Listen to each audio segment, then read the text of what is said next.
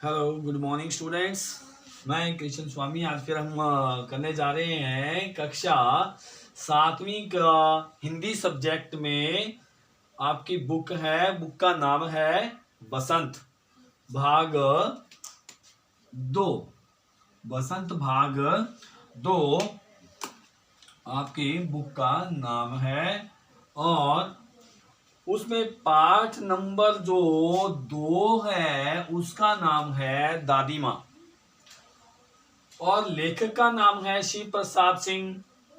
और जो पाठ उन्होंने जो लिखा है उनका क्या उद्देश्य है, हमारे को ये पाठ पढ़ाने का उनका ये उद्देश्य है कि जो दादी माँ होती है हमारे जीवन में बहुत बड़ा योगदान देती है, हमारा बहुत बड़ा महत्वपूर्ण योगदान होता है उनका। तो क्या होता है, दादी माँ के जीवन के गुणों का उल्लेख करना तथा जीवन में अच्छे काम करने की प्रेरणा देना ही दादी का मुख्य काम होता है हमारे जीवन में। तो यही कुछ बता रहे हैं शिव प्रसाद सिंह जी, हमारे जो लेखक हैं। यही बताना चाहते हैं कि दादी हमारे लिए कितना महत्वपूर्ण कैरेक्टर है हमारी जिंदगी में। उन्होंने ये भी बताया है कि दादी माँ नियमों की पक्की है। स्टूडेंट्स, यही जो हम अभी लेसन पढ़ने जा रहे हैं, इसी लेसन के आधार पर आप भी अपने दादी में और इस दादी लेखक की दादी में अंतर देखिएगा। और यही उसके अंदर वो नियम, वो उनके जो प्रेरणाएं हैं, उनकी जो कहानियां हैं, कहावतें हैं, वो सारी की सारी आप उनके अंदर ढूंढने की कोशिश कीजिए, तभी आपको ये लेसन अच्छे से आपको समझ में आएगा। तो स्टूडेंट्स, आपके पास बुक होगी, बुक के अंदर आप उसको रीड कीजिएगा। और नहीं तो मैं आपको इसके अंदर से आपको मेन जो सारांश है वो मैं आपको पढ़ के सुना देता हूँ। देखिए शिव प्रसाद सिंह जी क्या कहना चाहते हैं पाठ दादी माँ में। प्रस्तुत कहानी में लेखक ने अपनी दादी माँ के जीवन की प्रमुख विशेषताओं पर प्रकाश डाला है। उनकी दादी माँ अपने परिवार की मुखिया थी। वह पूरे गांव के सुख दुख में साथ देती थी। दादी की छत्र छाया में सभी निर्भय हो जाते थे। यानी कि छत्र छाया का मतलब यदि दादी है तो पोते पोतियों को और पूरे परिवार को किसी प्रकार का डर नहीं रहता था। मतलब निर्भय, किसी प्रकार का भय नहीं होता था उनको।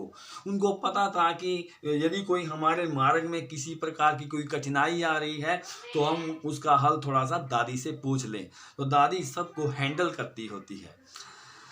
लेखक थोड़ी सी कठिनाई में घबरा उठता था, ये मेन कमी होती है छोटे बच्चों की। इसी प्रकार जो लेखक है, लेखक की भी बहुत बड़ी कमजोरी है कि वो थोड़ी सी कठिनाई आती है तो उसमें वो घबरा उठता था।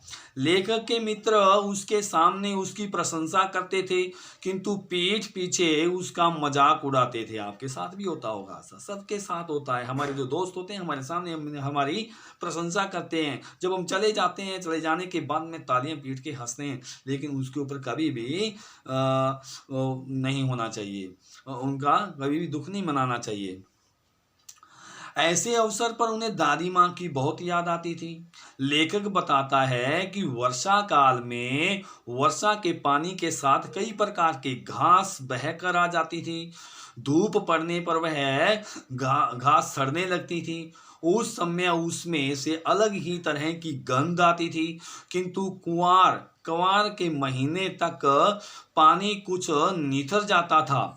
अब ये जो कुंवार है, ये कुंवार क्या होता है, जो बारिश के दिन जो शुरू हो जाते हैं उन्हें कुंवार के दिन बोला जाता है। तो गांव के लड़के उस झागदार पानी में खूब नहाते थे। लेखक उस वर्ष बीमार पड़ जाने के कारण 2 बार ही झागदार पानी में नहा सका था। उस बार उसे ऐसा बुखार आया था कि जाने का नाम ही नहीं ले रहा था। दादी माँ बुखार उतारने के कई टोटके करती।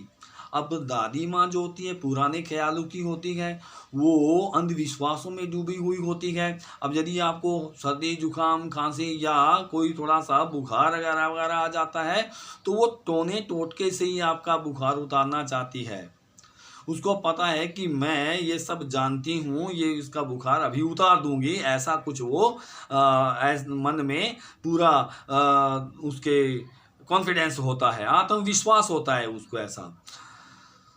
तो दादी माँ ने लेखक की बहुत देखभाल की थी। वह हर प्रकार की बीमारी के लिए देसी नुस्खे जानती थी। दादी माँ को घर में पड़ी गंदगी बिल्कुल सहन नहीं होती थी। बीमार आदमी की चादर और गिलाफ हर रोज बदले जाते थे, किंतु लेखक जब अब बीमार पड़ता है तो उसका डॉक्टरी इलाज होता है। अब ये जब लेखक पूरा ज्यादा बीमार हो गया तो उसका डॉक्टरी इलाज होने लगता है। लेखक लिखता है कि उनके बड़े भाई किशन की शादी के समय तो दादी का उत्साह देखते ही बनता था। यदि कोई बुलाने आता तो कह देती कि काम काज का घर है, उनके बिना कुछ भी काम ठीक से नहीं हो पाता। दादी ऊपर से जितनी कठोर थी, हृदय से उतनी ही उदार थी। हर एक दादी में ऐसे ही होता है, वो नारियल की तरह होती है। नारियल ऊपर से कठोर होता है और अंदर से बिल्कुल नरम चिट्टा सफेद। इसी तरह है जो दादियां जो होती हैं वो इसी तरीके की होती हैं।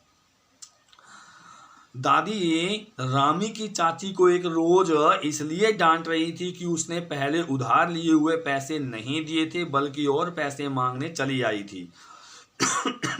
किंतु लेखक को पता चलता है कि कुछ दिन पहले दादी माँ ने उसका पहला कर्ज माफ कर दिया और उसकी लड़की के विवाह के लिए 10 रुपए भी दे आई थी।